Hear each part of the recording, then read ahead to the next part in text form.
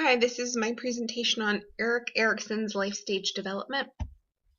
Just a brief history here. He was born June 15th, 1902, and he passed on May 12th, 1994. Erikson taught art, geography, and history in a psychoanalytical school that was run by Anna Freud, who is actually Sigmund Freud's youngest daughter. Not only teaching there, he actually entered into psychoanalysis and met with Anna. He also underwent training of his own to become a psychoanalyst. He completed his training in 1933, and that same year he immigrated to the States to basically begin practicing child psychoanalysis. Majority of the presentation I'll be talking about the 8 stages of development. Erikson believed that the first 4 basically form the basis of identity, and then it's fostered through the last 5. Each stage is characterized by a psychosocial crisis, and a result from successfully passing through each crisis, one gains a basic virtue, also known as an ego strength, and so I've got those on there as well on the table. Stage 1 is trust versus mistrust, and without basic trust, an infant can't survive. It's basically their confirmation of hope is what trust is seen as. An important event at this stage would be feeding. Teething would be another one as well. Mistrust is developed when a crisis emerges, and that would be if the primary caregiver, their patterns basically change, the caregiving patterns drastically change. Erikson believed that basic trust, there should be a balance of basic trust over basic mistrust, and that's the first task in the budding personality. Quantities of food or maybe demonstrated love aren't necessarily what's key there. It's more so, it's rather the quality of the maternal relationship. Stage 2, autonomy versus shame and doubt. This is developed through the walking, talking, and control of bodily functions. Hence, the important event at this stage would be seen as toilet training. Shame and doubt can also develop at a crisis point. A possibility or example of that would be during toilet training being penalized or shamed when not completing that expected task. Stage 3 is initiative versus guilt, and at this stage, with the ability to move around and being able to speak, it kind of promotes the development of imagination and conscience. It's firmly established at this stage as well. Important events at this stage would be exploration. The child also begins to feel automatically guilty for mere thoughts or deeds which nobody has watched. Now, because not only they feel ashamed when they're found out, but they're afraid of being found out. So just that fear and guilt that they have when they've done something wrong. Stage 4, industry versus inferiority. This stage is characterized by basically getting busy, and they want to be shown how to get busy doing things, and they want to be around busy people. They can watch and participate. And in most cultures at this stage, children receive some systematic instruction. An important event at this stage would be school. They start to learn to cope with new social and academic demands. Inferiority can develop when there's a lack of encouragement from adults and peers at this stage. Stage 5 is seen as identity and versus identity diffusion.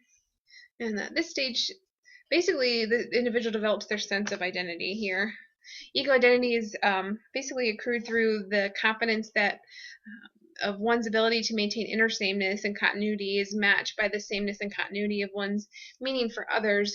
And I guess to better explain that is they seek congruence between the external recognition and internal integration of meanings from previous stages. Important events at this stage would be social relationships, and the reason why it's so important is it's a source of information and validation at this stage. Identity diffusion is possible. An example would be basically the inability to settle on an occupational identity. Temporarily, the adolescent would lose their identity because they may be over-identifying with the hero of a clique or a crowd. What also might happen is at this stage is the intolerance and exclusion of others who are viewed as differently, and this is basically inevitable at this stage because it's a defense against this sense of identity confusion for them. A positive sense of identity would be characterized as an individual's willingness to participate in various roles of adulthood, and the participation in society's rites of passage, which would be things like occupational commitments or personal commitments. And the virtue that emerges at this stage is fidelity, and that is, in a sense, the capacity to sustain loyalty to people and ideas in spite of contradictions. Self-esteem is confirmed at the end of each major crisis, and basically it supports that the person is learning effective steps towards a tangible future. So that's important to know as well. Stage 6 is intimacy versus destination, and at this stage, the individual seeks to form intimate relationships.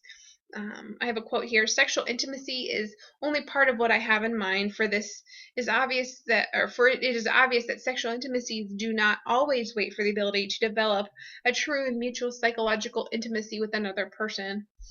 So the more sure an individual is of themselves, the more they seek out. It doesn't have to be an intimate relationship with the opposite sex. It could just be a friendship. Anything that basically fosters that leadership, love, and inspiration.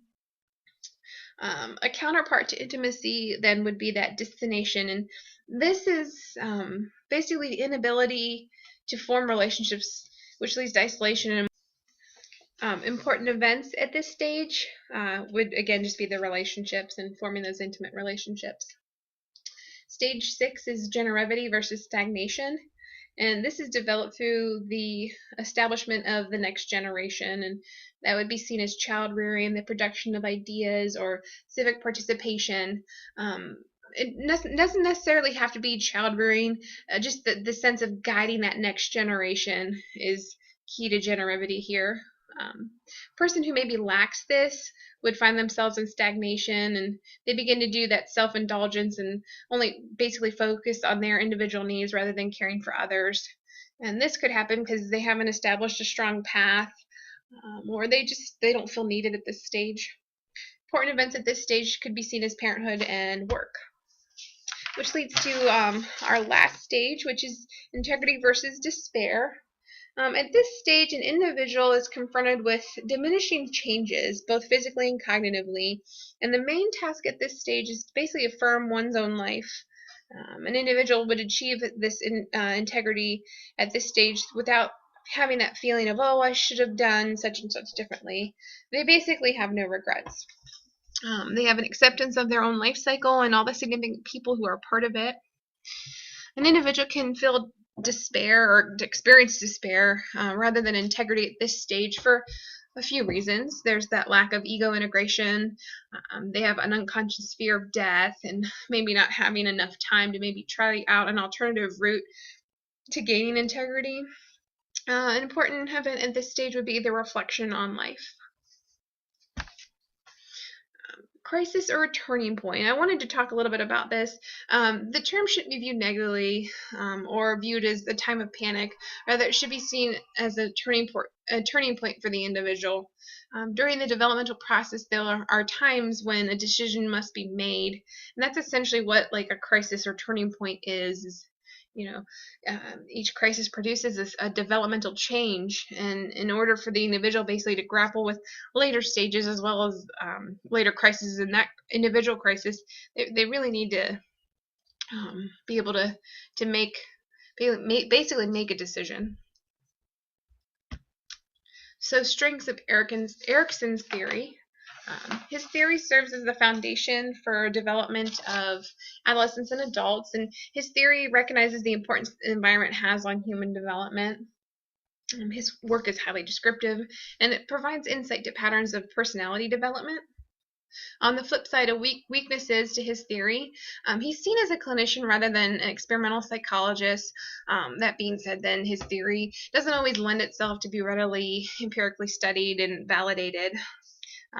He's also been criticized for being overly general and also biased against women. His theory doesn't really allow for variation in development across the lifespan. A crisis basically comes about in this linear manner. He does talk about, that you could go back and renegotiate issues from previous stages of development, but really to move forward, you really need to move through that crisis. It's very linear. You can't jump around. So application with diverse populations. Erikson's individual life cycle can't really fully be understood apart from social context. So basically, an individual and society are pretty woven together, and so the nature of identity is linking the individual's inner world with their unique values and history. His theory is a good foundation for working with diverse populations. However, it alone doesn't explain aspects of racial or ethnic development. Application to student development. I pulled this from the book, and I think it's key. It's especially important to understand how autonomy, connectedness, and decision making all manifest an individual's quest for identity or lack of identity in late adolescence and early adulthood. Erikson's theory doesn't specifically focus on the development of college students, but his developmental issues that he talks about in his theory, are definitely applicable to this population. Looking at this college students and the ages we have our students at, they basically fall in stage 5 and 6, and so a vast majority of them will have identity issues. So definitely his theory is key when working with students. Application to student development continued. So when using his theory for framework with student development, you should consider these 3 aspects. Meaning of age-related stages. It's important that college encourages readiness for later adult stages. Facilitative environment. There are multiple environmental elements that can influence student development. And what I mean here is the environment promoting student identity.